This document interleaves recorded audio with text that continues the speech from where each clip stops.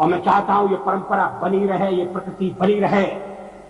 सत्ता का खेल तो चलेगा, सरकारें आएंगी जाएंगी, पार्टियां बनेगी बिगड़ेगी, मगर ये देश रहना चाहिए, इस देश का लोकतंत्र अमर रहना चाहिए। मतदान एक अशी निवडणूक प्रणाली की ज्यावरती सर्व देशांची भवितव्ये अवलंबून असतात. नमस्कार मित्रांनो, आपल्या सर्वांचे या व्हिडिओमध्ये स्वागत आहे. या व्हिडिओमध्ये आपण मतदानाची संकल्पना याबाबत थोडेसे जाणून घेण्याचा प्रयत्न करू. तर मतदानाची संकल्पना याच्या इतिहासाबाबत थोडेसे बघायचे झाले तर आजपासून अंदाजे 2500 वर्षांपूर्वी प्राचीन ग्रीसमध्ये सर्वात पहिल्यांदा लोकशाहीचे पहिले स्वरूप लागू केलेले दिसते. पण ही लोकशाहीची निवडणूक प्रणाली थोडी वेगळीच होती. वेगळीच म्हणजे नकारात्मक प्रकाराची होती.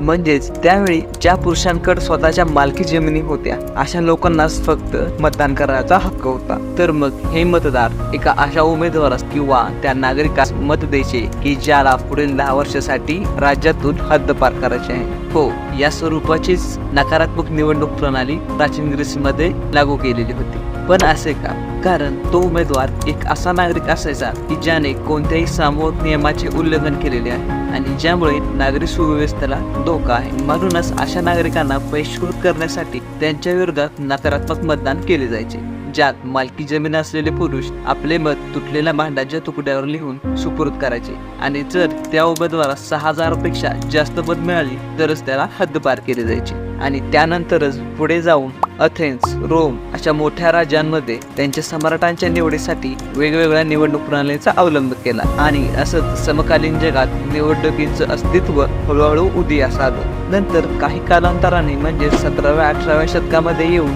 राजेशाही आणि हुकुमशाही याविरुद्ध अनेक चळवळी कारवाया झाल्या आणि त्यातूनच मग लोकशाहीचे प्रखर रूप अस्तित्वात आले. आणि मग जगातील सर्वच देशांनी आपला देश प्रतिनिधी निवडण्यासाठी मतदान प्रणालीचा अवलंब केला. पण कोणत्याही देशात निवडणुका राबवण्यासाठी एक घटनात्मक संस्थेची गरज असते. मग त्याचेच एक उदाहरण द्यायचे झाले तर आपला भारत एक समाजवादी, धर्मनिरपेक्ष, लोकशाही प्रजासत्ताक आणि त्याच सोबत जगातील सर्वात मोठी लोकशाही आहे. मग याच लोकशाहीसाठी मतदान प्रणालीचा घटनात्मक अवलंब करण्यासाठी कोणत्याही एका आयोगाची गरज असते. मग त्याचसाठी 25 जानेवारी 1950 रोजी भारतीय राज्यघटनेनुसार इलेक्शन कमिशन ऑफ इंडिया म्हणजेच भारतीय निवडणूक आयोगाची स्थापना झाली आणि तेव्हापासून हेच आयोग भारतातील सर्व राज्यसभेच्या आणि लोकसभेच्या निवडणुका पूर्ण देशभर शांततेत पार पाडते. पण या निवडणूक आयोगाची प्रमुख उद्दिष्टे तरी काय असतात? तर पहिले उद्दिष्ट म्हणजे देशात मुक्त आणि निष्पक्ष निवडणूक व्यवस्था टिकून राहावी याची सुनिश्चिती करणे. मग नंतर निवडणुकीची वेळापत्रक जाहीर करणे म्हणजेच एखाद्या क्षेत्रातील निवडणुकीची वेळ, तारखा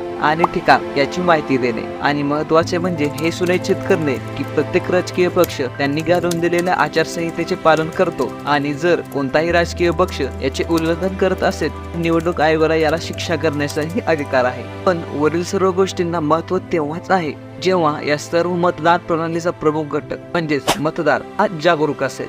जसं की आपल्याला माहितच आहे की भारत ही जगातील सर्वात मोठी लोकशाही आहे. तर म्हणूनच भारतात होणाऱ्या सर्व निवडणुका शांततेत पार पाडणं हे जेवढे निवडणूक आयोगाचे काम आहे तेवढेच ते सर्व मतदारांचे देखील आहे. आणि ज्या देशातील मतदार जेवढा जागरूक असेल तेवढाच आणि त्यापेक्षा जास्त तो देश प्रगत असेल. आणि शेवटी आता सर्व नागरिकांना एका गोष्टीची जाणीव असावी की मतदान या प्रणालीचा उदयच राजेशाही आणि हुकुमशाही यांचा अंत करण्यासाठी झाला आहे. तर म्हणूनच प्रत्येक मतदाराने आपल्या मतदानाच्या हक्काचे महत्त्व जाणून अशा उमेदवाराला मत द्यावे की ज्याने खरंच पूर्ण समाजासाठी, देशाच्या विकासासाठी आपले कर्तव्य निभावले आहे आणि त्याला या सर्वांची जाणीव आहे. तर चला मित्रांनो, या व्हिडिओसाठी आपण येथेच थांबू. जर आपल्या सर्वांना हा व्हिडिओ माहितीपूर्वक वाटला तर व्हिडिओला लाईक करायचे विसरू नका आणि आपल्या मित्रपरिवारासोबत हा व्हिडिओ शेअर करून त्यांनाही मतदानाच्या जागृतीविषयी जाणीव करून द्या. आणि कमेंट बॉक्समध्ये सुद्धा आपण मतदानाची संकल्पना